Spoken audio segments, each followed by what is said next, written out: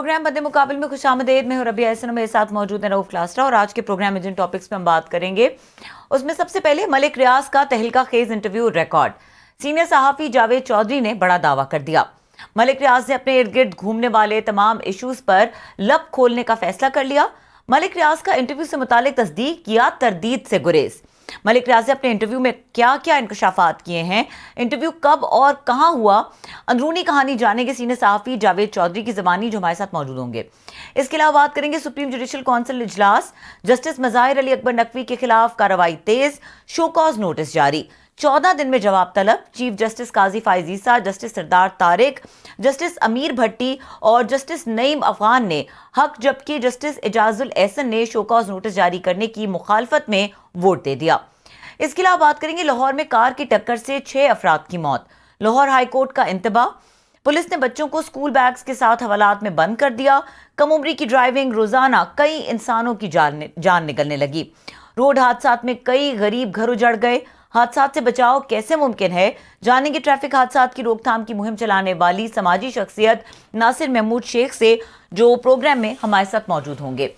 और स्टार्ट करेंगे क्लास साहब, हम पहले भी प्रोग्राम में बात कर चुके हैं मलिक रियाज के इस इंटरव्यू के हवाले से। इनफैक्ट वी काइंड ऑफ हमने एक स्टोरी ब्रेक की थी। ये चीज़ आपने जिस तरह से खबर मानिका के इंटरव्यू को एंटिसिपेट किया था कि ये इंटरव्यू आएगा और इसमें रिवीलिंग किस्म की चीज़ें होंगी, इसी तरह आपने मलिक रियाज के इंटरव्यू का भी बताया था और स्पेशली ये कहा था कि ये अब किस तरह ये अमली जामा इसको पहनाया जाता है, ये देखने वाली चीज़ है, लेकिन ये कि ये चीज़ सामने आएगी। और इससे रिलेटेड आपने ये भी बताया था कि 2 लोगों को भेजा गया मैसेजेस देकर। So now it seems to वो बिल्ली वो जिसे कहते हैं ना थैले से बाहर आ रही है। तो ये किस तरह की बिल्ली है? कल भी बिल्ली शेयर करते रहे थे हम शुरू में, आज फिर बिल्ली आ गई है। असल में हमारी जो टीम है ना, ये थोड़ी सी नालायक है, थोड़ी सी मैं कह रहा हूँ। नहीं तो इनको तो क्लिप ढूंढने चाहिए थे कि आज का दौर है to see is to believe. वो मुझे कोई कह रहा था एक दिन पहले कि नहीं ये आपके प्रोग्राम में बात ही फलां जगह पे। मैंने कहा देखें ऐसे ना करें, नहीं हम दिखाते हैं ना, हमारी टीम क्लिप तैयार नहीं करती, अदरवाइज तो क्लिप होना चाहिए था, हम दिखाते डेट के साथ। बहुत सारे लोग हैं हमारी यहाँ से वो चीज़ें उठा के ना वो अपने उससे भी चलाते रहते हैं और हम अपनी मॉडेस्टी में रहते हैं कि यार अच्छा नहीं लगता है कि अपना ढोल अपने मुँह मियाँ मिठू लगते हैं। लेकिन ये ढोल पीटने वाला काम है, ये जो है ना टीवी जर्नलिज्म जो है तो है स्टोरी है ना। तो हमने उस वक्त भी बताई थी कि मलिका साहब वाली भी दी थी, बहुत पहले बताई थी, बल्कि मलिक रियाज की तो हमने बड़ी इनकी तफसील के साथ बताई थी कि जनाब वो रेजिस्ट कर रहे हैं। ये भी बताया था कि 2 सहाफ़ी बड़े जो हैं इस्लामाबाद के, उनको इस्लामाबाद से भेजा गया था और इवन नैब के कुछ लोग जो थे उन्होंने भेजा कैल करने के लिए। बड़ी मीटिंग्स होती रही, मिलना जुलना रहा मलिक साहब से कि जनाब आप तैयार हो जाएं। अब ये खान साहब के लिए ना मज़ीद कुछ बुरी खबरें हैं I must say. Although he is in jail, जो बंदा उसमें जेल में हो तो उसमें मुश्किल होता है। एक तरफ तो अभी ये खबर मलिका साहब वाला इंटरव्यू है, अभी तक उसकी गूंज उसकी वो चल ही रही है। ऊपर से जावेद चौधरी साहब ने जो ये खबर ब्रेक किया कि जनाब वो जो इंटरव्यू था रिकॉर्ड भी हो गया और उसके कंटेंट भी सामने आना शुरू हो गए और जो बम शेल जो है वो आने वाला। साथ में एक और भी खबर है, मेरा ख्याल है वो खान साहब के लिए और उनके फ़ैन के लिए, हामियों के लिए थोड़ी सी डिस्टर्बेंस होगी कि एक और बुक लॉन्चिंग हो रही है यहाँ पे, इसको ये फ्राइडे वाले दिन 24 को 24 ऑफ ये परसों मेरा ख्याल है इस नवंबर को। तो ये हाजरा खान साहबा हैं, उन्होंने लिखी है ओपीएम वो जो उसका टाइटल जो है ना वेयर द ओपीएम ग्रोज। तो ये बुक जो है ना ये मतलब लॉन्च हो छप चुकी है। और इसकी लॉन्चिंग हो रही है इसकी। जब मैं इसका कंटेंट वगैरह पढ़ रहा था तो बड़ी इट्स अगेन सेंसेशनल स्टफ, जिसमें खान साहब जो हैं ऑल्दो इन चीज़ों का लोग कहते हैं कि खान साहब पे पहले भी किताबें लिखी गई हैं, पहले भी बहुत सारी बातें हुई हैं, बहुत सारी उनके पर्सनल प्राइवेट लाइफ जो है, तो ये उनके बारे में ये पढ़ी है मैंने कल रात से शुरू की थी। वेरी मतलब फास्ट पेस्ड एंड अच्छा खासा इसमें खान साहब के हवाले से वो चीज़ें हैं कि बनी गाला की हैं, कराची की हैं, लाहौर की हैं और बहुत सारे। मेरा ख्याल है ये 24 को मज़ीद जब लॉन्चिंग होगी तो इसमें वो जो हाजरा ये खान साहब हैं वो सुना ये है कि खुद आ रही हैं लॉन्चिंग पे। तो खान साहब के साथ 3-4 साल उनका एक रिलेशनशिप रहा है जिसके बारे में उन्होंने किताब में बहुत सारा लिखा है। और प्लस बाकी मैं चीज़ें नहीं कहता कि let the people read themselves. हाँ, क्योंकि इसका इनवाइट वगैरह चल रहे थे तो हाँ नहीं उस पे था, तो लिहाजा ये है इसको जुमे वाले दिन है ये इसकी लॉन्चिंग है इस्लामाबाद में। सो अब खान साहब पे मतलब कई फ्रंट से अटैक आ रहे हैं। अच्छा क्लास साहब, इससे पहले कि आप उसमें जाएं, आपने कल बड़ी इंटरेस्टिंग बात की थी। काशिफ वासी के शो में आप बैठे हुए थे और आपने कहा कि ये मुन्ना भाई MBBS मूवी है तो उसका एक ये कि और अब मुझे एग्जैक्ट डायलॉग नहीं याद। हुआ ये था कि वो उसकी है ना जेल में थे MBBS, वो पकड़े जाते हैं, किसी को जुर्म में पकड़े जाते हैं, थाने में उनको हवालात में बंद कर देते हैं। अब उनके संजय दत्त भी और साथ में अरशद वारसी साहब भी हैं, तो जेल में खड़े हैं। तो मुन्ने भाई को किसी पे गुस्सा आया तो गांधीगिरी जो है ना वो उसको फॉलो करें कि लोगों को फूल दिया जाए, क्योंकि डान होते ना, गुंडा होते ना, मार पीट नहीं करनी, तो लोगों को फूल के जरिए उनको राम किया जाए, मोहब्बत की जाए। तो कुछ लोग उनको तंग करते हैं, तो वो कहता है उसको, वारसी जो है कहते भाई तू क्या कहता है, अगर कहते तो मैं इसको ठोक देता हूँ, हवालात में हम अंदर तो आ चुके, इससे ज्यादा अंदर क्या जाएंगे। तो खान साहब का भी वही है कि अंदर तो बेचारे ज्यादा और क्या होगा। मलिक रियाज का इंटरव्यू है, हाजरा खान साहबा की किताब है, इससे पहले रियाम खान साहबा की हैं, और बहुत सारे लोगों ने प्राइवेटली चीजें लिखी। खान साहब पे दर्जनों किताबें लिखी गई हैं। वाइट है उसका। अच्छा, हमारे साथ जावेद चौधरी साहब। चलो जी, जावेद चौधरी साहब हो गए सारे जी। जावेद चौधरी सहाफ़ी हैं, कॉलमिस्ट हैं, तज्जियाकार हैं। उनको और आज की जो ये बात है इसकी रेलेवेंसी सारी उनके साथ बनती है। उनको वेलकम करेंगे। अस्सलाम वालेकुम जावेद साहब। जी वालेकुम सलाम, क्या हाल है? आप खैरियत से हैं? और क्लासेस साहब कैसे हैं? बहुत शुक्रिया चौधरी साहब, थैंक यू वेरी मच। मुझे पता है कि आपका भी अपना ही 10 बजे का शो होता है sir. I am extremely sorry कि अगेन किसी ऐसे एंकर दोस्त को इनवाइट करना जिनका अपना भी 10 बजे शो हो, बड़ा एक ऑकवर्ड सा लगता है। लेकिन ये टॉपिक ऐसा था, खबर ऐसी थी जो आपने ब्रेक की थी, हम तो इधर उधर से। साहब मैं आपका फैन हूँ sir, I am humble sir. Fan हूँ, और फैन का जो होता है ना, एक जो आदमी बड़ा होता है, जिसके हम फैन होते हैं, उसका ये हक होता है कि किसी वक्त भी बुला सकता है। तो मैं हाजिर, कोई इशू नहीं। I am grateful. मुझे पता है बड़ा मुश्किल होता है सर, आपने बड़ी मेहरबानी की, ये प्रिविलेज एक्सक्लूसिवली आप आए और हमारे साथ बात करें। हालांकि आपका अपना भी 10 बजे जैसे मैंने कहा इस वक्त शो होता है। एनीवे सर, आज आपने बड़ा एक बम शेल जो है ना सर ये एक्सप्लोड किया है कि अब तक बातें हो रही थी, मैं कर रहा था, इधर उधर से हो रही थी, इंटरव्यू आने वाले अखबार, सोशल मीडिया, और मलिक साहब का हमने सुना था वो रजिस्ट कर रहे हैं अभी तक। आज आपने जो अपने वीलॉग में पूरी डिटेल बताई है कि जनाब मलिक साहब से आपकी बात भी हुई, और मलिक साहब ने जो उसमें कहता है टीप का बंद था जो मैंने एंजॉय किया, जो आपने कहा जी मलिक साहब ने ना इनकार किया ना उन्होंने इसकी तस्दीक की। तो हम जर्नलिस्ट तो समझते हैं कि जब ये सूरत हाल हो तो इसको तस्दीक ही समझा जाता है। तो सर बताएंगे कि व्हाट इज द स्टोरी जो आज आपने ब्रेक किया सर मलिक साहब के इंटरव्यू के हवाले से।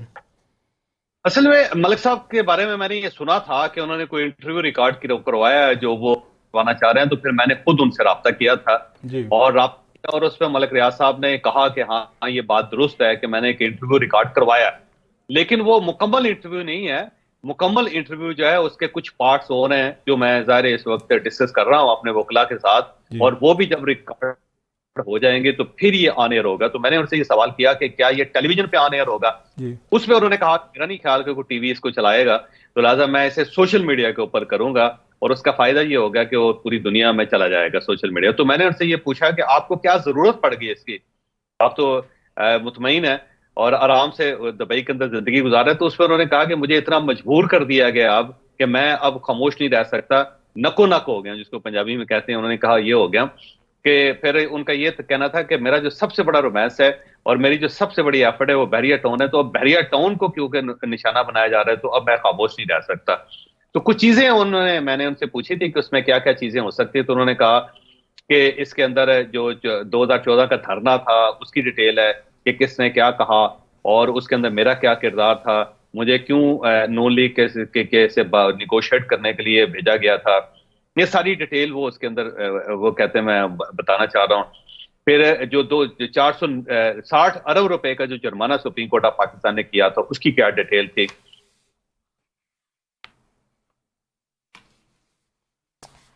जी जावेद साहब की ऑडियो मेरे ख्याल से वीडियो बल्कि फ्रीज हुई है उसमें हुई है जी, बल्कि अगर हम स्काइप पे कनेक्ट करना मुश्किल है तो मैंने कॉल पे ले सकते हैं। यस, देख लें अगर आपके लिए इजी हो तो।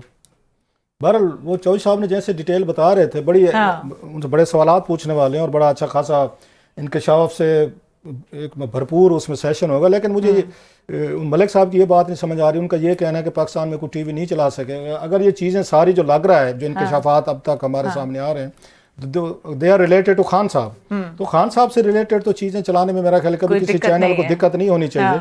जैसे किसी दौर में आप नवाज शरीफ साहब की तकरीरें नहीं चला सकते थे, उस कैमरा का बैन था, तो आजकल वो ऐसे ही उस पर आप इमरान खान साहब के हक में इस तरह की चीज़ें जो हैं या तस्वीरें या ऑडियो वगैरह वट जो भी है वो नहीं चल सकती। तो इस वक्त कोई प्रॉब्लम तो नहीं होना चाहिए था मेरा ख्याल है। अगर मुझसे पूछें कि बहुत सारी मसला आप उन्होंने बड़ी, अब ये पूछने वाला सवाल है जावेद साहब से कि ऐसे क्या रिवीलिंग फैक्ट्स हैं जो कि टीवी नहीं चला पाएगा। उसमें मेरा ख्याल है कुछ साबिक कुछ जर्नल जो है ना उनकी जो अच्छा जावेद चौधरी साहब जी प्लीज जी चौधरी साहब। तो मेरा ख्याल है शहजाद अकबर साहब से वो ज्यादा मुतमईन नहीं है और उनका अब पहली मर्तबा इंकशाफ किया उन्होंने कि शहजाद अकबर ने प्ले किया था। उन्होंने कहा कि जो नेशनल क्राइम एजेंसी का मामला था उसको गलत पेंट किया गया है, मेरे पैसे थे, इसमें कोई शक नहीं है। और उनकी शायद मेरा ख्याल है बहू है जिनके अकाउंट में ये पैसे थे। तो उसमें उन्होंने कहा कि ये अमूमन जब बिजनेसमैन के पैसे होते हैं, पाकिस्तान के अंदर भी होते हैं, तो एफबीआर अमूमन अकाउंट सीज करता रहता है। बाहर भी इसी तरह होता है कि अकाउंट सीज हो जाते हैं। तो अकाउंट सीज होना को बहुत बड़ा इशू नहीं है, वो पूरी दुनिया में बिजनेसमैन के होते रहते हैं। उसके बाद नोटिस आता है, फिर वो बिजनेसमैन उसकी मनी ट्रेल देता है। मेरे पैसे भी उनका ये कहना था कि हुए थे, उसमें सिर्फ कोई शक नहीं कि सीज हुए अकाउंट्स। लेकिन फिर मैंने बाकायदा मनी ट्रेल दी और उसके बाद वहां अदालत ने उन्हें डी फ्रीज किया और उस पर उन्होंने कहा जी ठीक है, आप ये अपने पैसे ले जा सकते हैं। अब वो इंफॉर्मेशन इतनी फैल चुकी थी कि मैंने कहा कि बजाय इसके कि मैं इन अकाउंट्स में पैसे रखूं, बेहतर यह है कि मैं इसे पाकिस्तान के अंदर भिजवा देता हूं। तो फिर मैंने सुप्रीम कोर्ट ऑफ पाकिस्तान अपनी मर्जी से पैसे भेजे। और जब मैं ये सब कुछ कर रहा था तो शहजाद अकबर साहब ने अपने नंबर बनाने के लिए उन्होंने वो एक लेटर लेके कैबिनेट में और फिर वहां पर उन्होंने पेश कर दिया और उसके बाद उन्होंने अपनी वाह करवा ली, जबकि उस सारे मामले में शहजाद अकबर साहब का कोई किरदार नहीं था। तो ये एक नई चीज थी मेरे लिए सारे मामले में। अच्छा साहब, जैसे मैंने कहा ये क्रेडिट आपको जाता है कि ये आपने स्टोरी को ब्रेक भी किया और बड़े सारे उसके कंटेंट भी हैं वो भी सामने लेकर आए। एक अभी मेरी बात हो रही थी जब आपसे कनेक्ट हम कर रहे थे कि इस वक्त अगर चीज़ें जो लग रहा था कंटेंट से, शायद मोस्टली वो खान साहब की जो डील थी जिसमें बुशरा साहबा हैं, जिसमें अलकायदा ट्रस्ट है, 190 मिलियन पाउंड की कहानी है, सारी चीज़ें वो इमरान खान साहब को हिट कर रही हैं। और प्लस उन पे ये भी दबाव था कि आप खान साहब के खिलाफ गवाही दें या वादा माफ गवाह बने। कोई इस मामले में भी आपकी बात हुई है कि वादा माफ गवाह बनने के लिए तैयार हैं या सिर्फ वो इस तरह का इंटरव्यू नहीं, वादा माफ गवाह बनने के लिए तैयार नहीं, वादा माफ गवाह बनने के लिए तैयार नहीं है बिल्कुल। मैंने उसे पूछा था और उन्होंने कहा कि नहीं, मैं किसी के खिलाफ गवाही नहीं दूंगा, ना मैं पहले किसी के खिलाफ दी, ना मैं अब दूंगा, ना उसके बाद दूंगा। जो मामलात हैं मैंने सिर्फ अपना मामला देखना है कि मेरा वहां पे जो किरदार है उसकी किरदार कुशी तो नहीं हो रही, मुझे डैमेज तो नहीं किया जा रहा। तो मैंने सिर्फ अपने मामलात का जवाब देना है, बाकी इमरान खान साहब जाने और उनका काम जाना है। अच्छा सर, आपने भी कहा कि शायद वो समझते हैं कि पाकिस्तान में कोई टीवी चैनल नहीं चला सकेगा। यहाँ पाकिस्तान में तो आप भी जानते हैं, हम भी जानते हैं, ये तस्वर है और बड़ी हद तक ठीक भी है कि पाकिस्तान के बहुत सारे चैनल तो ये खुद चलाते हैं, मलिक रियाज साहब चलाते हैं, उन्हीं के इश्तिहारात से चलते हैं, उनके स्पॉन्सरशिप से चलते हैं। तो उनको कौन ना कर सकता है? वो किसी भी बड़े टॉप चैनल को कहें जी मेरा इंटरव्यू चला, how could they refuse him? मेरा ख्याल है वो तो किसी को इशारा करेंगे तो फौरी तौर पे इंटरव्यू भी उनका हो जाएगा और चल भी जाएगा, ये बात है। लेकिन अब क्यों ये करना चाह रहे हैं, अब मेरा ख्याल है ये, अब मैं पहले कह रहा हूँ कि ये उनका रिस्पांस नहीं है। जो मेरा अपना आइडिया जो मैं आपके सामने रख रहा हूँ वो ये है कि वो एक सोशल मीडिया प्लेटफॉर्म बना रहे हैं और कामरान खान साहब उसको लीड कर रहे हैं। तो मेरा ख्याल ये है कि शायद वो उसको बूस्ट देने के लिए वो चाहते हैं कि इंटरव्यू पहला जो है उनका उसके अंदर ही चले। तो वो जब उनका अपना प्लेटफॉर्म है तो वो चाहेंगे कि उसको जरा प्रमोशन ज्यादा मिले, तो वो एक बड़ा इंटरव्यू होगा, जाहिर है उसके अंदर तो जाहिर है तहलका मचेगा पाकिस्तान में। तो बजाय इसके कि किसी और चैनल को फायदा पहुंचाएं, वो अपने प्लेटफॉर्म जो है उसी को फायदा पहुंचाना चाह रहे हैं। अच्छा, अब तक ये जो आपने अपनी उसमें वीलॉग में बात की है, अब आप बता भी रहे हैं कामरान खान साहब बड़ा नाम है, तो ये पाकिस्तान बेस्ड होगा या बातें होने दुबई में ये जाकर करेंगे सारी चीजें? ये जो अपना प्लेटफॉर्म जो मेरा ख्याल है पाकिस्तान में नहीं, पाकिस्तान के अंदर नहीं होगा। पाकिस्तान के अंदर तो उसको बड़ी आसानी से बंद किया जा सकता है, तो ये एक इंटरनेशनल लेवल पे करेंगे ये, या हो सकता है दुबई में या दुबई से बाहर करें किसी जगह, क्योंकि दुबई के अंदर भी सारे लॉज हैं, तो आप किसी कैरेक्टर असैसिनेशन तो नहीं कर सकते। अब ये मेरी इंफॉर्मेशन नहीं है, मैं पहले कह रहा हूँ, फीलिंग है कि हो सकता है एक दो जगहों से वो उसको रखें जहां मेरी रीडिंग है, क्योंकि इस पे ज्यादा डिटेल के साथ उन्होंने बात नहीं की, बल्कि उन्होंने ये कहा मुझे कि मैं, क्योंकि वो आपको पता होगा कि मैं एक प्लेटफॉर्म क्रिएट कर रहा हूं, तो मैंने कहा जी मुझे पता है और कामरान खान साहब उसको हैंडल कर रहे हैं, तो इसमें उन्होंने इत्तेफाक किया कि ये बात ठीक है, कामरान खान साहब। आपने तो खैर अपनी क्लैरिफिकेशन आपने भी दे दी। बहुत सारे लोगों का ख्याल था कि जावेद चौधरी साहब जो है वो हेड करेंगे, लेकिन आपने कह दिया मैं इसमें नहीं हूँ, मेरा अपना बहुत सारा काम है। अच्छा सर, हमने अब तक देखा मलिक रियाज साहब के पिछले कोई 20-30 सालों से ज़्यादा जो हमने उनको देखा है यहाँ पे, उन्होंने सबके साथ बना के रखी हुई है। बीइंग एक उसमें गुड बिजनेसमैन के तौर पर उनकी मिलिट्री के साथ भी ठीक रही है, उनकी ब्यूरोक्रेसी के साथ भी रही है।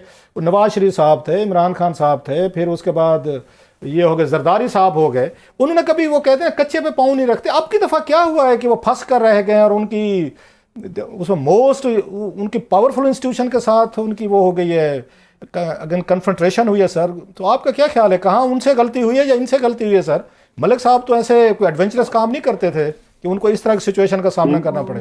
मेरा ख्याल है कि वो क्योंकि जो माजी में वो पॉलिटिकल अफेयर्स के अंदर इन्वॉल्व रहे हैं, तो फिर एक वक्त होता है कि सारे जो आपके क्लाइंट्स होते हैं वो नाराज हो जाते हैं। तो मुझे अब ये अगेन ये मेरी फीलिंग है कि मेरा ख्याल है कि वो इतनी बार वो इन्वॉल्व रहे हैं सारे मामले में, अब ट्रस्ट डेफिसिट जो है वो है उनके बारे में, और एस्टेब्लिशमेंट जो है वो भी ज्यादा ट्रस्ट करने के लिए तैयार नहीं है। मियां नवाज शरीफ साहब भी ट्रस्ट करने के लिए तैयार नहीं है। आसिफ अली जरदारी साहब शायद हो सकता है इस वक्त उनके साथ हों, क्योंकि आसिफ जरदारी साहब के साथ उनके बड़े गहरे ताल्लुकात हैं। इमरान खान साहब जो है वो भी ट्रस्ट करने के लिए तैयार नहीं। तो एक ट्रस्ट डेफिसिट इस वक्त है, वो जो मलिक रियाज साहब के पास दाएं बाएं घूम रहा है। आपने बड़ी अहम बात है, मैंने मेरी बात कर मैं जहां तक मेरी बात है, मैं अपनी वजाहत करना चाह रहा हूं। इसमें कोई शक नहीं कि मलिक रियाज साहब के साथ मेरे 1996 से ताल्लुकात है। मैं उन ताल्लुकात को ओन करता हूँ, कभी छुपाया नहीं आपने। और मैं खुल के उनके बारे में लिखता रहता भी हूँ, बोलता भी रहता हूँ। लेकिन क्या मैं उनके पास जॉब कर सकता हूँ, ये सरदार, क्योंकि ये मैं नहीं कर सका। जिसके साथ दोस्ती हो ना जी साहब के साथ, ये नहीं करना चाहिए। तो मैंने उनके साथ कोई वेंचर नहीं किया। दोस्तों के साथ नहीं होनी चाहिए, दोस्तों का अपना एम्प्लॉयर नहीं बनाना चाहिए, ठीक है। अच्छा, 2 लोग मैंने देखे हैं सर पूरे पाकिस्तान में कि जो मलिक साहब की दोस्ती को ऑन करते हैं। हालांकि मलिक साहब ने हजारों पता नहीं कितने मीडिया में उसमें एंकर्स होंगे, साफी होंगे, कालम निगार, मीडिया हाउस, बला बला सबको फायदे दिए हैं उन्होंने। सबको ही वो कहते हैं ना, हमारे सराय की साइड पे कहते हैं ऐसे पीर हैं जो सबको बेटा देते हैं, दुआ देते हैं। लेकिन 2 लोग मैंने देखे हैं जो उनकी दोस्ती को ऑन करते हैं। एक मेजर आमिर साहब है, मेजर आमिर है करते हैं, दूसरा मैंने आपको देखा। अदरवाइज ये क्या मसला है कि इतना कुछ खर्च करने के बावजूद, लोगों को फैसिलिटीज देने के बावजूद मलिक साहब की दोस्ती ऑन नहीं करता, माँ सिवाय आपके और मेजर आमिर के? What is the reason, where is the problem? Sir देखें, हो सकता है कि मेरी बात पे लोग यकीन ना करें, लेकिन एक जो चीज सच है वो सच है। शायद ये वजह हो कि मेजर आमिर है या मैं हूं, हमने कभी उनसे फायदा नहीं उठाया, ना जायज ना जायज फायदा। तो जब आप किसी से जायज और नाजायज फायदा ना उठाएं, तो उसका ये फायदा होता है कि आपका एक तो ताल्लुकात लंबे होते हैं, और दूसरा ये है कि आपको ऑन करते हुए शर्म नहीं आती। लेकिन जिस शख्स ने कोई फैसिलिटीज ले ली हो ना, फिर एक तो फिर वो अवॉइड भी करता है, एक वक्त आता है, और जिससे आपने फैसिलिटीज ले ली है उसका दिल भी टूट जाता है, वो भी फिर आपके साथ नहीं चलता। और थर्डली ये है कि फिर कुछ अरसे बाद आपको ऑन करते हुए शर्म आती है, क्योंकि आपको महसूस होता है कि क्योंकि मैंने उनसे फैसिलिटीज कुछ अवेल कर ली थी, तो अब मैं अगर ऑन करूंगा तो मैं अपने आप को कमजोर महसूस करूंगा। तो फिर इंसान, तो मेजर आमिर जो है वो, इसमें कोई शक नहीं, बड़े पुराने दोस्त हैं उनके, बल्कि मुझसे तो बहुत ही पुराने दोस्त हैं। दिफा कर आज भी करते हैं, और हर वक्त वो उनके साथ खड़े होते हैं। और उसकी मेन रीजन यही है कि मेजर आमिर ने आज तक मलिक रियाज से कोई फायदा नहीं उठाया। ऐसे ट्रू। और मैं अपने तौर पर, आपने भी बड़ी अहम बात की चौधरी साहब, अभी आपने ट्रस्ट डेफिसिट की बात की कि हर जगह पे मलिक साहब का ट्रस्ट डेफिसिट जो है ना वो 0 पे पहुंच गए, अकाउंट बैलेंस इज 0। कहीं सूरत हाल वो तो नहीं होगी जो जॉर्ज बुश ने कहा था 9/11 के बाद, के उसने कहा था इधर यू आर विद अस और against us, there are no neutral grounds. तो मलिक साहब के लिए वो D-Day पहुंच गया है कि एस्टेब्लिशमेंट ने कहा कि या जरदारी साहब उन्होंने कि या तो खान साहब के साथ खड़े हों, उनको अलकायदा ट्रस्ट बनवाएं, उनको पैसे दें, उनके जहाज़ इस्तेमाल करें, बैरिया टाउन में जो भी फैसिलिटीज़ खान साहब ने दी, बदले में जो कुछ लिया, या तो खान साहब के साथ खड़े हों या हमारे साथ खड़े हों। So this is a time to take the sides. तो मलिक साहब इस वक्त मुश्किल में हैं कि अब उन्हें कुछ साइड लेनी है। सर देखिए, जिस मलिक रियाज को मैं जानता हूँ ना, 1996 से ये बंदा प्रेशर में है, इसमें कोई शक नहीं कि कोई ऐसी गवर्नमेंट नहीं आई कि जिसने मलिक रियाज को स्क्वीज ना किया हो, दबाव में न लाया हो, उनको चक्की में पीसा ना हो। तो हर बार एक चक्की तैयार होती है, जब भी कोई पाकिस्तान के अंदर क़यादत तब्दील होती है, तो उसके बाद ये वक्त आता है। लेकिन मलिक रियाज उसमें सर्वाइव कर जाता है। तो इनके अंदर एक सर्वाइवल की इंस्टिंक्ट जो है ना वो बड़ी तगड़ी है। तो उसमें इनका तरीकाकार जो मलिक रियाज साहब का वो ये है कि ये हमेशा टाइम लेते हैं। मसलन अगर इन्हें आज डिसीजन करना पड़े कि आप इमरान खान के साथ हैं या इमरान खान साहब के खिलाफ हैं, तो ये हमेशा उसमें टाइम लेंगे, ये आपसे कुछ टाइम बाय करेंगे, और उस टाइम बाय करने के दरमियान ही हालात तब्दील हो जाते हैं। तो मेरा ख्याल है मलिक रियाज इस बार भी टाइम बाय करेंगे। तो नहीं चाहेंगे कि इमरान खान साहब के खिलाफ कोई बड़ा फैसला कर लें या इमरान खान की हमायत में कोई बड़ा फैसला कर लें। तो वो थोड़ा सा टाइम हासिल करना चाहते हैं। आपने बड़ी अहम बात आपने पहले बात की थी कि वो पॉलिटिकली तौर पर बहुत सारे मामलात में इन्वॉल्व रहे हैं और रगड़े भी लगते रहे हैं, इनको मुश्किलात भी हैं, फेयर इनफ। लेकिन फिर मलिक साहब भी तो एक किंग मेकर का रोल एक अदा करके बड़े खुश रहे हैं सर माजी में। और आपको याद होगा जिसकी बात आप कर भी रहे थे 2014 के धरने में, उस वक्त की ये बातें सामने आ चुकी हैं कि नवाज शरीफ साहब ने शायद बात की है कहीं पे कि उस वक्त के DG ISI थे ये जनरल ज़हीर इस्लाम साहब, तो उन्होंने इन मलिक साहब को भेजा था कि आप नवाज शरीफ साहब के पास जाएं और उनसे कहें जी कि ये धरने वाले बैठे हैं, खान साहब आए तो आप इस्तीफा दे दें। तो मलिक साहब भी तो ऐसी ऑफर, बीइंग ए बिजनेसमैन, आप सिटिंग प्राइम मिनिस्टर के पास जा रहे हैं, 2 यहाँ पे हाथियों की लड़ाई हो रही है, खान साहब इधर डी चौक बैठे हैं, मियाँ साहब उधर प्राइम मिनिस्टर हाउस बैठे हैं। मलिक साहब बीइंग ए बिग बिजनेसमैन, उन्होंने तो बड़ा रिस्क लिया था ना कि वो एक DGISI के कहने पे प्राइम मिनिस्टर के पास गए कि आप इस्तीफा दे दें सर। तो how do you feel that कि मलिक साहब, वो है ना मुनीर नियाजी साहब वाली, मैं सॉरी सर, वो मुनीर नियाजी साहब वाली है ना नज़म पंजाबी जी, वो बड़ी ना बड़े खूबसूरत सी कि कोई सानू मरा शौक भी सी, कोई शहर के लोग भी जालिम सन, कोई मलिक साहब को भी तो शौक है ना सर। सर बात यह है कि किसी भी मुल्क के अंदर जो बड़े बिजनेसमैन होते हैं ना, वो उनकी अपनी एस्टैब्लिशमेंट होती है और वो वेल लिंक्ड होते हैं, इंटरनेशनली वेल लिंक्ड होते हैं। जैसे कि मियां नवाज शरीफ और जो नरेंद्र मोदी है, उनके दरमियान जो राब्ता है वो गुजरात के एक बिजनेसमैन की वजह से है और वो बिजनेसमैन बड़ा तगड़ा बिजनेसमैन है। मोदी भी उनके दोस्त हैं। वो तो और जंदाल की बात कर रहे हैं आप, वो जंदाल नहीं, जनरल नहीं, जिनके बारे में एक और है जिनके बारे में किसी को नहीं पता। तो सर जी आज बता दें, चौशब तो तो पता होना, आज दस ही दो सर जी। नहीं मुझे नहीं पता, मैं ऑनेस्टली कह रहा हूँ, मुझे वाकई नहीं पता और मैंने बड़ी ट्राई की है, लेकिन वो कहते हैं जी अंडर ओथ हैं, हम नहीं बताएंगे। Right sir. तो वो एक साहब हैं को लेकर बड़े बिजनेसमैन हैं जो मोदी के भी करीबी दोस्त हैं और इनके नवाज शरीफ के साथ भी बड़े अच्छे ताल्लुकात हैं। इसी वजह से मोदी और नवाज शरीफ के दरमियान हमेशा राब्ता रहता है। पाकिस्तान के अंदर भी जब कोई क्राइसिस होता है ना, बड़े बिजनेसमैन काम आते हैं। आपको याद होगा कि जब फैजाबाद धरना हुआ था जनरल बाजवा साहब के दौर में, और इमरान खान साहब ने ये कहा था कि इनके ऊपर गोली चला दें। आपको वो जब आ रहे थे, वो जब लबैक वाले थे सर, मेरे ख्याल लबैक वालों की बात कर रहे हैं, लबैक लबैक की बात कर रहे हैं, लबैक की बात, खान साहब के दौर की बात है जब ये प्राइम मिनिस्टर थे। वो फैजाबाद वाला और था सर।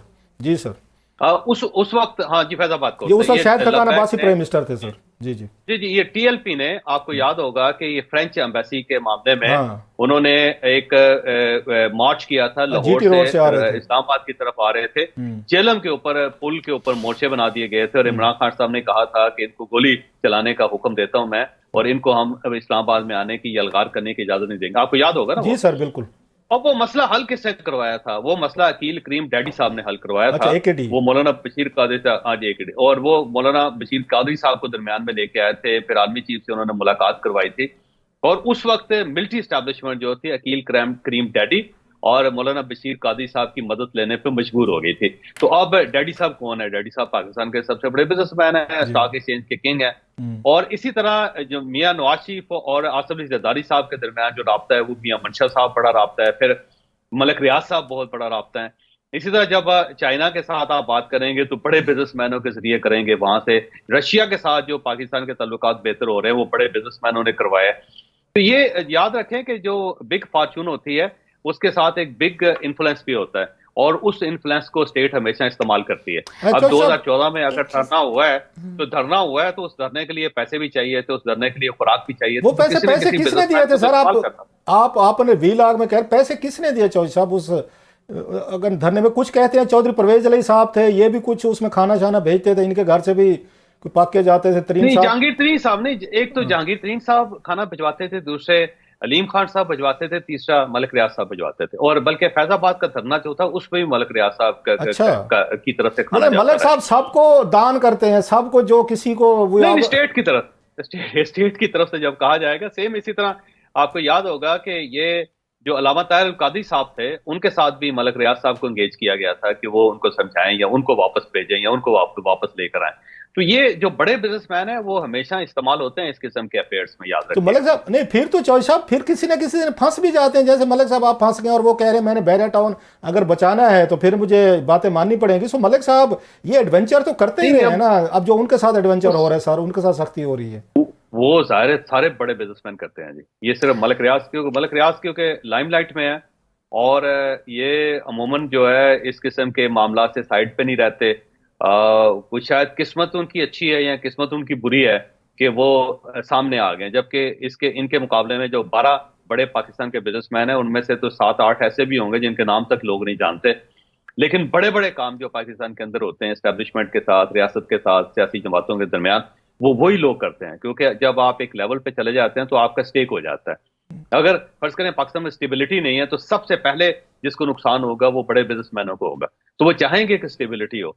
तो आपको याद होगा कि इवन मियां नवाज शरीफ और जो इमरान खान साहब है उनके दरमियान भी राब्ता बिजनेसमैनों ने करवाया था, और ये करवाते रहे हैं। जब इमरान खान साहब की गवर्नमेंट गई और उसके बाद दो बड़े बिजनेसमैन हैं जो इमरान खान साहब से मिलते थे, फिर मियां नवाज शरीफ साहब से जाके मिलते थे लंदन के अंदर। तो ये बिजनेसमैन करते रहते हैं, क्योंकि उसकी वजह यह है कि जब स्टेबिलिटी नहीं होगी, फसाद होगा, सड़कों के ऊपर खून बह रहा होगा, सड़कें बंद होंगी, बिजली बंद होगी, बड़े प्रोजेक्ट्स नहीं चलेंगे, तो सबसे ज्यादा नुकसान जो होगा वो बड़े बिजनेसमैनों को होता है। जब आपके मुलाजमीन की तादाद 1 लाख हो, आपने तनख्वाहें देनी हो और पीछे फैक्ट्रियां ना चल रही हो, बाहर प्रोडक्ट ना जा रही हो, तो फिर आप कहाँ पे आप बैठते हैं, कहाँ पे खड़े होंगे? ठीक तो है। ये अच्छा, इनके स्टेक्स होते हैं। जावेद साहब ये बताएगा कि जब आप बिजनेसमैन की बात कर रहे हैं और जब इस तरह के बिजनेसमैन मेक एंड ब्रेक का पार्ट होते हैं, तो फिर ऐसी सिचुएशन में अगर वो वादा माफ गवाह भी ना बने और वो राज भी बताएं तो इसके कुछ रिपरकशंस होते हैं। तो वो कैसे उनको काउंटर करेंगे? अगर वो बड़े बड़े इंकशाफात करेंगे और वो बताएंगे कि फलां टाइम पे जो व्हीलिंग एंड डीलिंग हो रही थी मैं उसका पार्ट था या मैं फैसिलिटेटर था, तो फिर खुद कैसे उससे बाहर निकलेंगे? अब ये मुझे क्योंकि डिटेल नहीं पता कि उन्होंने इस इंटरव्यू में क्या क्या चीजें रिकॉर्ड करवाई। जो कुछ चीजें जो मेरे सामने आई हैं वो मैंने व्लॉग में भी कह दिया और आपके सामने भी कह दिया। अब वो क्या कहते हैं मैं दोबारा उनसे पूछूंगा। आज मैंने उनसे राब्ता हुआ है, वैसे उन्होंने मुझे डॉक्यूमेंट्स भिजवाए हैं अपने, ये जो NCA के डॉक्यूमेंट है, नेशनल क्राइम एजेंसी के, और वो, और फिर मशरक बैंक जिसने पैसे ट्रांसफर किए थे सुप्रीम कोर्ट ऑफ पाकिस्तान के अकाउंट में, उसके कुछ उन्होंने डॉक्यूमेंट्स भेजे हैं। और उसके अंदर तो वैसे जज का एक फैसला भी है कि जिसमें उन्होंने कहा था कि ये जो अकाउंट्स हैं हम इसे डीप फ्रीज करते हैं और उसके बाद आप इसको किसी जगह पे भी पैसे को इस्तेमाल कर सकते हैं, भिजवा सकते हैं। और उसके बाद फिर जो बैंक का एक की तरफ से एक अथॉरिटी लेटर है कि ये हमने पैसे जो पाकिस्तान में सुप्रीम कोर्ट ऑफ पाकिस्तान के अकाउंट में जमा करवाएं, ये हमने अपने क्लाइंट की मर्जी से करवाएं, ये जबरदस्ती नहीं हुआ। तो ये एक चीज आज जो उन्होंने सुप्रीम कोर्ट ऑफ पाकिस्तान में जमा भी करवा दी और तो केस भी है। तो हमारे साथ रहिएगा, मेरा ख्याल ब्रेक लेनी है, ब्रेक के बाद कोई 2-4 सवालात रहते हैं अभी जो इंपॉर्टेंट आप, मैं अगर आप मुझे इजाजत दें तो मैं क्योंकि दूर हूँ इस वक्त, बहुत रात हो गई है, तो इंशाल्लाह ताला मैं चले एक सवाल का जवाब दे के फिर आपको इजाजत देते हैं सर जी। आपने उसमें साकिब निसार साहब के हवाले से भी कहा है कि उनका भी बड़ा रोल रहा है, बड़ा अहम कुछ उनके मुकाबले। तो वो साकिब निसार साहब के हवाले से क्या इंफॉर्मेशन मलिक साहब? साकिब निसार साहब ने, आपको याद होगा कि 460 अरब रुपए का जुर्माना किया था इनको जी। तो उसके दौरान जो साकिब निसार साहब ने कुछ इनसे कोई फायदे लिए या कुछ डील की, तो मेरा अब जाती ख्याल ये है कि उससे रिलेटेड ये को बात करेंगे। ये उसी तरह की बातें तो नहीं है जैसे उस वक्त इफ्तिखार चौधरी साहब, अरसलान इफ्तिखार साहब, तो मतलब हम तो समझते हैं जुडिशरी इजीली कंप्रोमाइज नहीं होती, बट वो जो इमरान खान साहब ने कहा था अहमद मीर साहब के शो में कि रियाज मलिक साहब हारे को काने कर लेते हैं और बाद में खान साहब भी काने हो गए, तो मतलब फिर तो बचे ही कोई नहीं है सर जी के। एक चीफ जस्टिस साहब का हमने सुना, उनका बेटे का, फिर इसके बाद ये बता रहे हैं साकिब निसार साहब हैं, ये भी रंग में रंगे गए। अच्छा, खान साहब भी रंगे गए, वो भी काने हो गए। तो कोई बच गया है? वो जो खान साहब ने पूछा था, कोई बच गया है जो मेरा मुखालिफ ना हो, तो वजीर आज़म हाउस में आखिरी दिन में कल ही काफी हैं, कोई बच गया है इस मुल्क में जिसको मलिक साहब ने काना ना किया हो? सर ये जो साकिब निसार साहब है ना, इनका हवाला मलिक साहब ने खुद दिया, मैंने सवाल नहीं किया था। अच्छा। खुद कहा कि साकिब निसार से के बारे में मैं कुछ बताना चाहता हूँ कि जो ये 460 अरब रुपए का मुझे जुर्माना हुआ था और उसके बाद साकिब निसार क्या करना चाहते थे और क्या उन्होंने किया, तो ये चीज मेरा ख्याल है वो इस पे वो बात करना चाहते हैं, मेरा ख्याल। बहुत शुक्रिया चौधरी साहब, आप हालांकि जापान में हैं, आपने फिर भी हमें टाइम दिया सर, बहुत शुक्रिया आपका, थैंक यू। जावेद चौधरी साहब हमारे साथ एक्सक्लूसिव गुफ्तगू कर रहे थे मलिक रियाज के आने वाले तहलका खेज इंटरव्यू के हवाले से। और यहाँ पे वक्त हुआ है ब्रेक का। ब्रेक के बाद और भी टॉपिक्स हैं जिनको शामिल करेंगे, जिसमें खास तौर पे हमारे साथ जो सुप्रीम जुडिशल काउंसिल का इजलास हुआ, अहम तरीन ये इजलास, और उसमें आज की जो कार्रवाई रही उस पर कंबर जैदी हमारे साथ मौजूद होंगे, उनसे डिटेल्स जानेंगे। हमारे साथ रहिए। Welcome back. और सीनियर रिपोर्टर हमारे साथ मौजूद हैं कंबर जैदी, उनको वेलकम करेंगे। अस्सलाम वालेकुम कंबर। वालेकुम सलाम रुपया। अच्छा कंबर, हम बात करेंगे सुप्रीम जुडिशल काउंसिल का जो इजलास है उसके हवाले से, और इसमें ये बड़ी अहमियत का हामिल है ये इजलास, और सबसे बड़ी बात है कि इसमें बड़ी अहम डेवलपमेंट्स देखने में आ रही हैं। अच्छा, शो कॉज नोटिस जो है वो जारी हुआ है जस्टिस मज़ाहिर अली अकबर नकवी के खिलाफ, इसकी थोड़ी कुछ डिटेल्स बताएगा, फिर आगे ये पूछेंगे कौन हक पे था कौन खिलाफ था। कल आपके प्रोग्राम में हमने ये खबर दी थी कि ये कार्रवाई आगे बढ़ेगी। जो एतराज़ात हैं हमारे सोर्सेज ने बताया कि वो जो उनको रद्द कर दिया गया था और बिल्कुल वही हुआ है। एतराज़ात जो जस्टिस मज़ाहिर अली अकबर नकवी ने सुप्रीम जुडिशल काउंसिल पे किए थे, उनको सुप्रीम जुडिशल काउंसिल ने खातिर में नहीं लाई और जस्टिस मज़ाहिर अली अकबर नकवी को एक और शो कॉज नोटिस जारी कर दिया गया है। ये दूसरा शो कॉज नोटिस क्यों जारी किया गया? पहले का जो है जवाब जस्टिस मज़ाहिर अली अकबर नकवी ने नहीं दिया था और इसके बदले उन्होंने जो जजेस हैं उन पर एतराज कर दिया था। तो लिहाजा अब दोबारा से उनसे पूछा गया 10 इल्जामात हैं जिनमें जस्टिस मज़ाहिर अली अकबर नकवी ने इनकम से ज्यादा असाजात कैसे बनाए, वो जो 2 प्लॉट खरीदे उनको जो डिक्लेयर किया गया वो मार्केट वैल्यू से कम किया गया। इसके अलावा उनकी जो एक साहबजादी हैं उनके बैंक अकाउंट्स में जो पैसे भेजे हैं उस हवाले से मांगा गया है, तफसीलात मांगी गई हैं। ये इन पर जस्टिस मज़ाहिर अली अकबर नकवी को अब 14 दिन दिए गए हैं, शो कॉज नोटिस दिया गया, इसका जवाब देना है। अगर इससे मुतमईन हो जाती है सुप्रीम जुडिशल काउंसिल तो ये रेफरेंस जो है खत्म हो जाएगा, लेकिन अगर मुतमईन नहीं होती तो इसके नतीजे में justice Mazahir Ali Akbar Naqvi supreme court of Pakistan में नहीं रहेंगे। ये रिपोर्ट बनाई जाती है, फिर सदर मुमलिकत को भेजी जाती है और फिर सदर मुमलिकत के पर वो बाइंडिंग होती है सुप्रीम जुडिशल काउंसिल की रिपोर्ट। अब इसमें जो है जस्टिस मज़ाहिर अली अकबर नकवी को 14 दिन के अंदर जवाब जमा कराना है। 4-1 से ये डिसीजन आया। सुप्रीम जुडिशल काउंसिल में 5 रुकन होते हैं और चीफ जस्टिस समेत जो 4 जजेस हैं वो इस बात के हामी हैं कि इनको शो कॉज नोटिस होना चाहिए, लेकिन जस्टिस इजाजुल एहसन ने इससे इख्तलाफ किया है और जस्टिस इजाजुल एहसन जो है उनकी ये राय है कि इसमें जस्टिस मज़ाहिर अली अकबर नकवी को शो कॉज नोटिस नहीं जाना चाहिए। बाकी जो 4 जजेस हैं उन्होंने अपनी राय दे दी। अच्छा, आप ये कह रहे हैं कंबर आप ये कह रहे हैं, बड़ी इंपॉर्टेंट इन्फॉर्मेशन है। कल आपसे बात हो रही थी जस्टिस सरदार तारक साहब के खिलाफ जो आमना मलिक साहबा की कंप्लेंट थी, दिस वाज डिसमिस्ड और वो उन्होंने उस वक्त सुनी, कोई शो काज नोटिस नहीं हुआ, कुछ उनको कोई डेज नहीं दिया गया जी कि इसके अगेंस्ट आप जो भी था दें। अब यहाँ पे बेंच जो है या उस सुप्रीम जुडिशल काउंसिल है सॉरी, वो ये कह रही है कि 14 दिन में इनको नोटिस दिया। So the matter is a bit serious. हम ये कह सकते हैं कि मामला जो है वो सीरियस है। सो वो उनको पूरा वो मौका देना चाहते हैं, ड्यू प्रोसेस जो आर्टिकल है मेरे ख्याल 10A के तहत कि एक पूरा ड्यू प्रोसेस किया जाए। अगर कल को इनके खिलाफ कोई कार्रवाई होनी भी है तो उनको पहले आप उनको दिन दें, कंप्लेंट दें, उनको मौका दें, जवाब दें, फिर दोबारा हम देखेंगे। सो हम कह सकते हैं कि वो Naqvi Sahab is in a bit hot waters. बिल्कुल, it's quite serious, he is in hot water, in deep trouble as well, because supreme judicial council ये समझती है कि आप पे जो इल्जामात लगाए गए हैं, आपने जो उसका जवाबात मुझे दिए हैं, हम इससे सेटिस्फाई नहीं है। आप हमें दोबारा, उन्होंने फेयर ट्रायल को मद्देनजर रखते हुए कहा है कि आपको हम शो कॉज नोटिस दे रहे हैं, आप 14 दिन में इसका जवाब जमा कराएं और अगर फिर भी जवाब सेटिस्फैक्ट्री नहीं हुआ तो सुप्रीम जुडिशल काउंसिल इख्तियार रखती है, वो किसी भी जज को इस हवाले से उसके खिलाफ कार्रवाई कर सकती है, उससे सुप्रीम कोर्ट से फारिग कर सकती है और इस हवाले से रिपोर्ट बना के सदर मुमलिकत को भेज सकती है।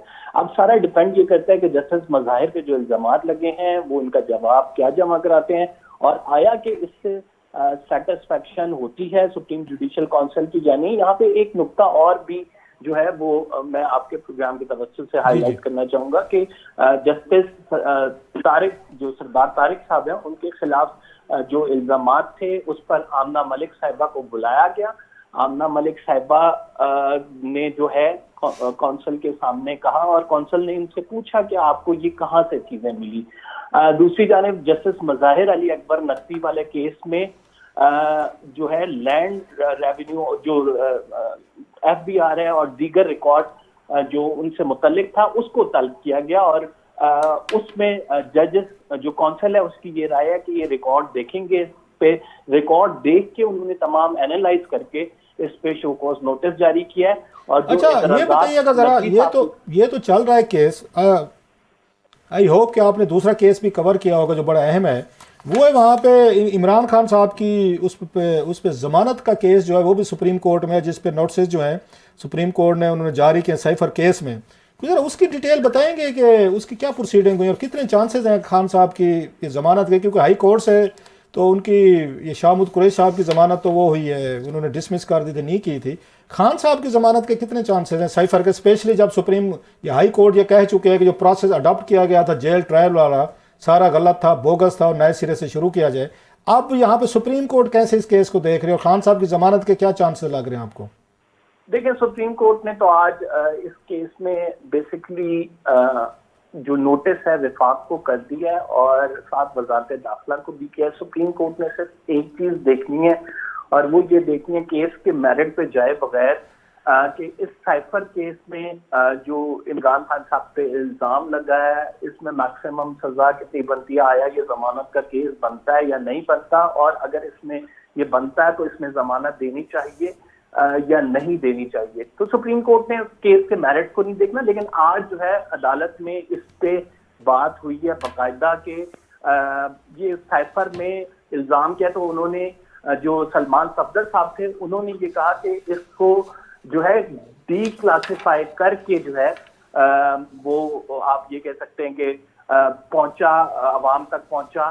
तो इसमें बेसिकली इल्जाम जो है वो दो नोयत के हैं। एक तो इमरान खान साहब ने साइफर को डिस्टॉर्ट किया है, इसको अपने पॉलिटिकल नैरेटिव के लिए इस्तेमाल किया है। फिर साइफर के गुम होने से मुतल्लिक भी इल्जाम था, तो उस पर जस्टिस सरदार तारिक मसूद साहब ने एक ऑब्जर्वेशन भी दी और वो ऑब्जर्वेशन ये थी कि आपने ये जो एरड पे हाई कोर्ट से फैसला लिया है ये बेसिकली आपके लिए नुकसानदेह साबित होगा। उसकी वजूहात ये हैं कि जो हुक्म जो प्रोसिक्यूशन के ने किए थे वो अब उनके सामने आ गए, अब दोबारा से रीट्रायल होगा, वो उनको दुरुस्त कर लेंगे और आपके खिलाफ ही ये फैसला जाएगा।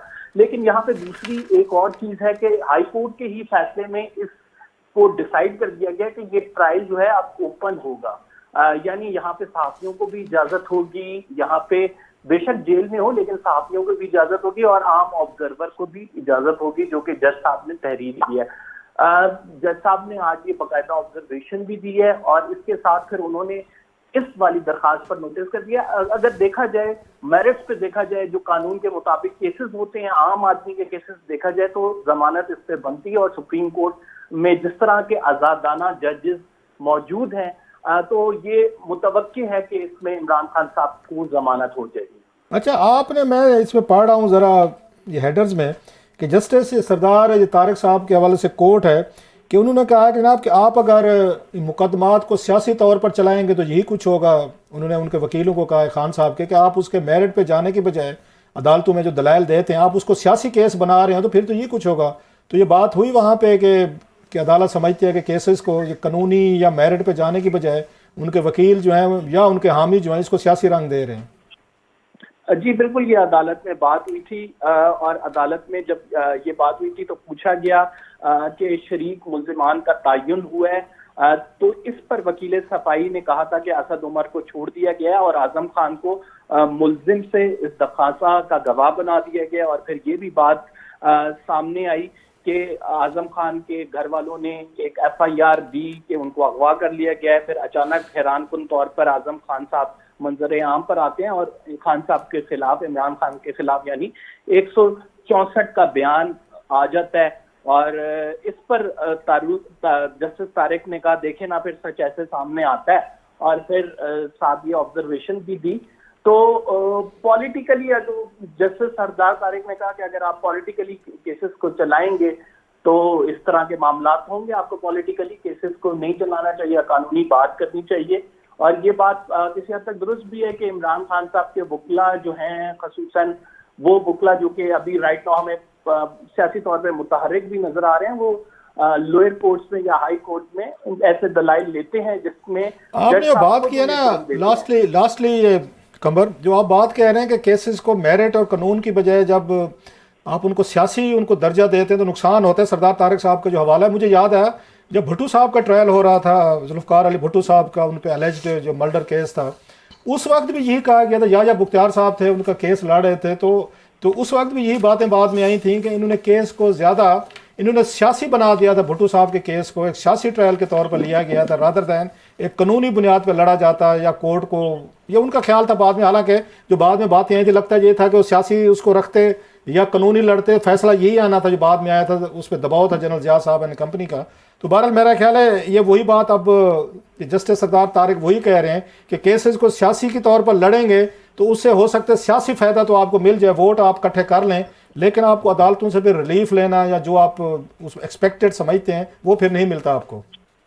बिल्कुल ऐसे ही है क्लासेस। आप जो एक्सपेक्ट कर रहे होते हैं रिलीफ, वो कानूनी तौर पे मिल सकता है और अदालत सब कानूनी दलाइल ही जो है एक्सपेक्ट करती है और उन्हीं पे रिलीफ देती है। बहुत शुक्रिया आपका कमर, आपने बड़ा तफसील से हमें सारी चीजें बताई। Thank you very much.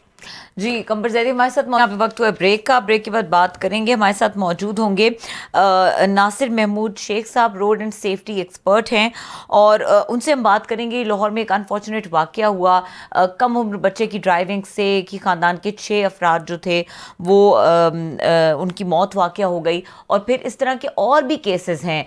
कुछ इसके ऊपर बात करेंगे कि क्या रेमेडीज़ हैं, किस तरह से इसको काउंटर किया जा रहा है, और क्रैकडाउन जो हो रहा है उसकी क्या रिजल्ट सामने आ रहे हैं। इस ब्रेक के बाद हमारे साथ रहिएगा। Welcome back. और हमारे साथ मौजूद है road and safety expert Nasir Shaikh Sahab, उनको वेलकम करेंगे। अस्सलाम वालेकुम नासिर साहब। जी वालेकुम अस्सलाम। अच्छा नासिर साहब, थोड़ा सा पहले बैकग्राउंड अपने नाज़रीन के लिए वाज़े करेंगे। हम बात करने जा रहे हैं एक अनफॉर्चुनेट वाक़या हुआ, एक कम बच्चे की ड्राइविंग से एक ही ख़ानदान के 6 अफराद की मौत वाक़या हुई। थोड़ा पहले इस वाक़े के बारे में बताइएगा, फिर आगे चलते हैं। अच्छा जी, गुजारिश ये है कि पंजाब में हर रोज रेस्क्यू 1112 के आदाद शुमार के मुताबिक 900 के करीब वाकयात होते हैं। ये कोई नया वाकया नहीं हुआ था जिसमें मुलजिम अफनान शफकत ने DHA में ओवर स्पीडिंग करते हुए 6 लोगों को हलाक किया। लेकिन शुक्रिया मैं अदा करता हूँ जस्टिस अली ज़िया बाजवा साहब का कि जिन्होंने इसका नोटिस लिया, और इस कदर नोटिस लिया कि उन्होंने ये ऐलान कर दिया कि अब इस सूबे में बगैर ड्राइविंग लाइसेंस के कोई भी गाड़ी ना चलाए। इससे पहले पुलिस आमतौर पर हेलमेट के खिलाफ मुहिम चलाती थी, लेकिन इस केस को बड़ा संजीदा लिया गया। इसमें पहले तो रवायती तौर पे जो मुकदमा दर्ज होता है वो हुआ, और उसमें जो 2 इन्वेस्टिगेशन ऑफिसर थे उन्होंने वैसे ही वो रवायती तौर पर अपना काम करने की कोशिश की, तो उन्हें बाकायदा मुअत्तल किया गया 2 तफ्तीशी अफसरान को। और उसके बाद जो DIG इन्वेस्टिगेशन है इमरान किश्वर साहब, उन्होंने बाकायदा इसमें दहशत गर्दी की और कत्ल की दफात का इजाफा किया। इस तरह से ये बहुत एक मिसाली केस बन चुका है। कल उसका बच्चे का 5 दिन का रिमांड पूरा होगा, तो कल देखते हैं अदालत क्या अगली कार्रवाई करती है। अच्छा खान साहब, बहुत शुक्रिया। शेख साहब हमारे मुल्तान के बहुत बड़े वो हैं, ये सोशल वर्कर। हाँ जी। वहाँ पे स्पेशल बच्चों के लिए बड़ा कुछ करते हैं। Lot of good work he has been doing in Multan से। मैं तो वहाँ रहा हूँ, ज़ाती तौर पर मेरी इनसे दोस्ती तल्लुक़ है। जितना चिल्ड्रन ऑफ लेसर गार्ड के लिए ये करते हैं ना, मतलब, और स्पेशली जो मज़दूर बच्चे हैं उनके लिए व्हील चेयर्स के बंदोबस्त करना, मदद करना, शोज़ करवाना। और अब इससे ज़्यादा ट्रैफिक में जितनी जाने जाए हो रही हैं पिछले कई अरसे से, ये उस पर लगे हुए हैं, अवेयरनेस पे, फिगर्स, फैक्ट्स लिखना, बोलना। तो शेख साहब से बेहतर कोई बंदा नहीं था जो हमें बताता ट्रैफिक, इसलिए उन्होंने बड़ा, जज साहब को बड़ा उन्होंने ट्रिब्यूट पेश किया है। शेख साहब ज़रा ये बताएंगे कि इस वक्त कितने बच्चे जो हैं बगैर लाइसेंस के इस वक्त ये पुलिस ने ये पकड़े हुए हैं, या कोई मुल्तान के फिगर बताएंगे, चले लाहौर वगैरह को तो हम देख लें कि पूरे पंजाब में ये इस वक्त ये है या सिंपली लाहौर की हद तक हुआ है? ये देखिए, पूरे पंजाब में हर DSP को टारगेट दिया गया है। कल हाई कोर्ट ने एक नया ऑर्डर जारी किया है। उन्होंने कहा कि आइंदा अगर कहीं कोई कम उम्र लड़के का हादसा हुआ तो उसमें SHO जवाबदार होगा। ये बड़ी खौफनाक कल ऑर्डर हाई कोर्ट की तरफ से आए, जिसके बाद से हर SHO इसी चक्कर में है कि मेरे शेख साहब बड़ा अच्छा ऑर्डर है। आई बीइंग, मैं खुद बाप हूँ, मेरे भी बच्चे हैं, मुझे भी बड़ा उन्होंने तंग करने की कोशिश की, बड़ी ब्लैकमेल है कि इमोशनल वगैरह। नाराज़ हुआ मैं कि होते रहे भाई, जब तक 18 के नहीं होंगे ड्राइविंग नहीं सीखेंगे लाइसेंस। बड़े बच्चे नाराज़ हो, हालांकि मैं बड़ा मतलब उस तरह का बाप हूँ जो बच्चों को स्पेल करते हैं। इस मामले में मैंने कहा नो वे, कुछ भी हो जाए, दोनों बड़ा आर मुझे बोलना छोड़ दो, मैं कहा छोड़ दें चंदा, कोई मसला ही नहीं है, नो इशू, आप 18 पे ड्राइविंग करेंगे। तो ये ऑर्डर उन वालदैन पे क्यों नहीं जाता सर, जो घर में गाड़ी देते हैं, जो बच्चे को इनकरेज करते हैं, गोद में बैठ के ड्राइविंग सिखाते हैं, बड़ा उस पर फख्र करते हैं, उनकी तस्वीरें अपलोड करते हैं, चाबियां देते हैं, उनके खिलाफ क्यों कार्रवाई नहीं होगी? मतलब वालदैन को आना चाहिए इसमें। मैं बीइंग एज ए पेरेंट कह रहा हूँ, मतलब SHO बेचारा एक शहर का, वो कहाँ तक जाकर ढूंढेगा कि ये बच्चा जो है इसका लाइसेंस है या नहीं है, या जा रहा है। तो वालदैन के खिलाफ ऑर्डर क्यों नहीं है सर? क्लासन साहब, मैं आपकी तवज्जो चाहूंगा। बड़ा अहम, पंजाब के जो हमारे पास आदाद शुमार हैं, ये 31 अक्टूबर तक जो हमारे 10 महीने पूरे हुए हैं, इनमें 3,48,996 हादसा हुए ट्रैफिक के। ये 3 लाख दोबारा बताइएगा सर? 3,48,696 हादसा हुए हैं जो कि रेस्क्यू 1112 की वेबसाइट पर मौजूद हैं 1 जनवरी से 31 अक्टूबर तक। ये पंजाब में। और हैरान होंगे आप, जी, और हैरानकुन बात यह है कि इसमें 11,998 सिर्फ 11,998 अंडर एज ड्राइवर के एक्सीडेंट हैं। ये असल में हमारा मुआशरा चूंकि हमदर्दी समेटने और बांटने वाला है, तो इसमें थोड़े से बच्चे अगर गिरफ्तार किए बस्ते वालों तो लगा है कि पूरा जी सिर्फ पुलिस जो है वो बच्चों को पकड़ रही है। ऐसा बिल्कुल नहीं है। हर किस्म के अब तक तकरीबन कोई 4,500 मुकदमात पूरे पंजाब में दर्ज हुए हैं पिछले 1 हफ्ते में, और वो तमाम किस्म के लोगों के खिलाफ। पहले पुलिस हेलमेट वालों को ढूंढती थी, अब जिसको सलूट मारती है। आप देखें ना, जिस सूबे में 2 करोड़ 47 लाख रजिस्टर्ड व्हीकल्स हों, कारें मोटरसाइकिलें मिलाकर, और उनमें सिर्फ 43 लाख के पास लाइसेंस हो, ये पंजाब के आईजी साहब का फरमान था कि जिस सूबे में 2 करोड़ लोग मोटरसाइकिलों वाली अक्सरियत 80% है, बगैर ड्राइविंग लाइसेंस के दनदनाते फिरते हैं सड़कों पर। हमें कर्से से ये वावेला कर रहे हैं। आप देखें ना कि इस अरसे में 3158 अमवात हुई है। ये एक साल में 3158 लोग पंजाब में दुनिया से चले गए हैं। ये अभी की आप 1 जनवरी से 31 अक्टूबर तक का बता रहे हैं, अभी की बात बता रहे हैं? जी, ये इस साल की बात कर रहा हूँ, 2023 की। और मजदूर कितने हुए हैं सारे इन एक्सीडेंट में? आपके पास डाटा होता है? हाँ जी, थैंक यू वेरी मच। इसको माजूर ना कहें, वो कहें कि जो जीते जी मर गए। अभी आपने व्हील चेयर का जिक्र किया, तो पूरी पाकिस्तान में पोलियो जो है वो खत्म हो चुका है, लेकिन चूंकि पाकिस्तान को करोड़ों डॉलर्स मिलते हैं तो ये कभी खत्म नहीं करेंगे। पोलियो की वजह से सिर्फ 2-3 लोग माजूर होते हैं, जबकि हर महीने 100 से ज्यादा लोग मेरे सूबे पंजाब में ऐसे होते हैं जिनकी स्पाइनल कॉर्ड इंजरी होती है, जिनकी रीढ़ की हड्डी मुतासर होती है, और वो व्हील चेयर पर आ रहे हैं। इस पर कोई आवाज नहीं उठाई जा रही। मैं पिछले दिनों जापान गया हुआ था इसी रोड सेफ्टी के हवाले से, तो मैंने वहां जाके जब उन लोगों को बताया तो उनके लिए बड़े हैरान कुन नताइज थे। वो तो समझ रहे थे कि पाकिस्तान में सिर्फ पोलियो की वजह से हर तरफ बच्चे व्हील चेयर पर फिर रहे हैं। तो ये हमारा अलमी है। मैं शुक्रिया अदा करता हूँ चीफ जस्टिस अलीज़ा बाजवा साहब का, जिन्होंने इतना बड़ा नोटिस ले लिया। बड़े बहादुरी वाला फैसला है। और ये भी बता दूं कि ये चूंकि निगरान हुकूमत है, जो वजीर आला है उन्होंने भी इस फैसले की तायद की है, आईजी साहब ने भी तायद की है। अगर ये कोई सियासी हुकूमत होती तो वो वोटों के चक्करों में इतना बड़ा फैसला ना करते। तो ये बताएं वालिदैन को कैसे अवेयर किया जाए? मुझे तो उनकी परेशानी है कि ये प्रॉब्लम तो घर से शुरू हो रहा है ना, रोड पे तो बाद में जाते हैं ना बच्चा। ये वालिदैन कैसे अपने बच्चों को रोक सकते हैं? जो बाइक, मतलब मेरे बच्चों ने मुझे कहने तो बुरा लगता है, बड़ा लड़े हमें बाइक लेके दे, मैं कि नो वे। अच्छा जी गाड़ी चलाने दे, मैं कि नो वे। ये नहीं कि मैं अच्छा बनने की कोशिश करूं, मैंने अपना भला किया। अगर खुदा ना खास्ता मेरे बच्चों को कुछ होता तो मेरा एक हमेशा के लिए एक दर्द था, पेन था, तो मैंने अपने आप को सेव किया। तो ये वालिदैन इतने लाखों हजारों की तादाद में ये बच्चों को कैसे गाड़ियां बाइक दे देते हैं जाए, और कुछ सर पे भी कोई चीज़ नहीं है, और फिर ड्राइविंग लाइसेंसेस भी नहीं है, अंडर एज भी नहीं है। मतलब इस कोई ट्रेजिडी पे कोई रोशनी डालने वाला नहीं कि वालिदैन कर क्या रहे हैं अपने बच्चों के साथ। फिर उसके बाद रोना धोना बैठ जाते हैं और फिर डॉक्टरों को जाकर लड़ते हैं, जनाब आपकी गफलत की वजह से हमारा बच्चा। गफलत के पहले वाले वो जो मनाजिर हम देखते हैं वो देख के वैसे दिल भर आता है सर। अच्छा सर, इसमें सबसे बड़ा अहम रोल है माओ का। अच्छा। हमारे यहाँ जब मैट्रिक के इम्तहान होते हैं तो सबसे ज्यादा मोटरसाइकिलें सेल होती हैं। हमारे मुल्क में 20 लाख हर साल नई मोटरसाइकिलें फरोख्त होती हैं, और मैट्रिक के इम्तहान के मौके पर माएँ जो है अपने बच्चों को सबसे बड़ा इंसेंटिव देती हैं कि बेटा तुम अच्छे नंबर लो, मैं तुम्हें मोटरसाइकिल लेकर दूंगी। अच्छा। वो ये सोचे बगैर कि इस मोटरसाइकिल को कोई सिखाया नहीं बच्चे को, हम सब इसके जिम्मेदार हैं कि हमारे मुल्क में 2.5 करोड़ के करीब मोटरसाइकिलें 2.5 करोड़ लोग चलाते हैं। किसी एक से आप पूछ लें, किसी ने मुझ समेत किसी इंस्टीट्यूशन से नहीं सीखी, ना हमारे इंस्टीट्यूशंस में, स्कूलों कॉलेजों में। तो ये फिर लाइसेंस कैसे दे देते हैं ट्रैफिक पुलिस वाले सर? जरा इनको भी जरा कोई ये कैसे दे देते हैं कि जहाँ सड़कों पे खुद भी बेचारे मर रहे हैं और लोगों को भी मार रहे हैं, फिर इनको पकड़ना चाहिए? ये कैसे लाइसेंस दे रहे हैं? नहीं सर, मैं इस वाक्य से पहले, जस्टिस साहब के फैसले से पहले, पुलिस थोड़ा सा नरमी करती थी कि चलो यार बच्चे हैं, स्कूलों में जा रहे हैं, बैग उठाए हुए हैं, तो समझते हैं पूरा सिस्टम मुतासर हो जाएगा। आप मुझे बताएं ना, अगर पंजाब के 2 करोड़ जो लोग बगैर ड्राइविंग लाइसेंस के अगर उनको बांध दिया जाए, रोक दिया जाए, तो क्या होगा? पूरा सुनसान हो जाएगा, वीरान हो जाएगा, सिस्टम आपका कोलैप्स हो जाएगा। ठीक है। इसकी बेहतरी के लिए मैं आपको बताऊं कि आप तजवीज, मेरा ख्याल है हम आपसे फिर दोबारा लेंगे, अगले हफ्ते दोबारा लेंगे, क्योंकि प्रोग्राम का शायद वक्त खत्म हो रहा है। ये तो बहुत सारी बातें करने वाली हैं शेख साहब, आपसे इसी तरह आप फॉलो करते रहें सर। बहुत शुक्रिया आपका। जी नासिर शेख साहब, बहुत शुक्रिया कि आपने हमसे गुफ्तगू की और इंशाल्लाह इस गुफ्तगू को कंटिन्यू करेंगे, लेकिन इस वक्त प्रोग्राम का वक्त खत्म हो गया। देखने के लिए शुक्रिया, इजाज़त दीजिए, अल्लाह हाफिज़।